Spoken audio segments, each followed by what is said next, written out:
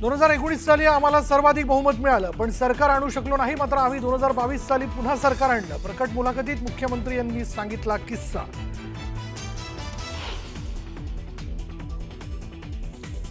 आजच्याच दिवशी 3 वर्षांपूर्वी मॅरेथॉन योगा केला. या योगानं राज्याचं भविष्य बदललं. यशस्वी उठावाला 3 वर्ष पूर्ण झाल्याच्या मुद्द्यावर शिंदेंनी व्यक्त केलं मत.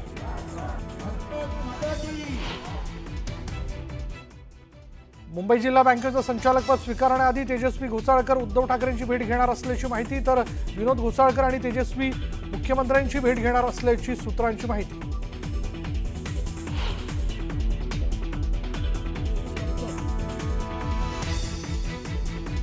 योग्य वेळी शेतकरी कर्जमाफीचा निर्णय घेणार. आम्ही जनतेला दिलेला शब्द पाळणार.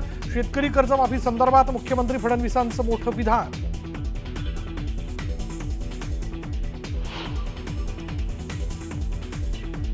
भांडूपच्या गुरु नानक विद्यालयात विद्यार्थ्यांना वाटण्यात आली पंजाबी भाषेची पुस्तकं. मनसेची शाळेत धडक.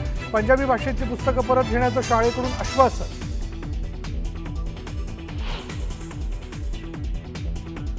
डोंबिवलीमधील 65 अनधिकृत इमारतींमधील 6500 नागरिक बेघर होण्याची शक्यता. इमारतींना पुन्हा केडीएमसीकडून नोटीस. तात्काळ इमारत खाली करण्याचे पालिकेचे आदेश. पोलीस बळाचा वापर करणार असल्याचाही उल्लेख.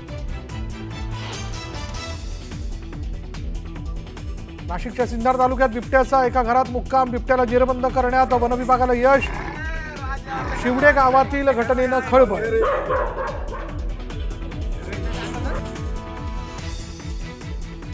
इस्रायलचा इराणच्या अणुऊर्जा केंद्रावर जोरदार हल्ला. इराणने केलेल्या हल्ल्यात 2 ब्रिगेडचा कमांडर ठार झाल्याचा दावा, तर इराणचाही इस्रायलवर पलटवार.